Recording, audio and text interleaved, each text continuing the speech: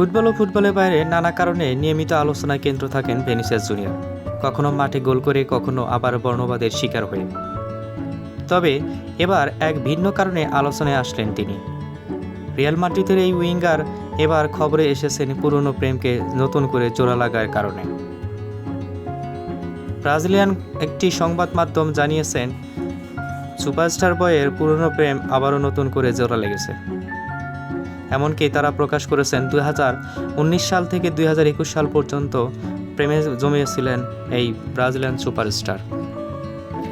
এমনকি এই ব্রাজিলিয়ান প্রেমিকা মায়া জানিকেও দেখা গেছে এই সুপারস্টার বয়ের সাথে একই বাসায় থাকেন মাদ্রিদে জিমনাস্টিকেও তাদের দুজনকে একসাথে ছবি তুলতে দেখা গেছে, আর এই ছবিগুলোই ইনস্টাগ্রামে ভাইরাল হয়ে গেছে। তাহলে কি গুঞ্জন সত্যি হয়েছে? ব্রাজিলিয়ান সুপারস্টার বয় ভিনিসিয়াস জুনিয়র কি আবারও পুরনো প্রেমে মজেছেন? সি মে।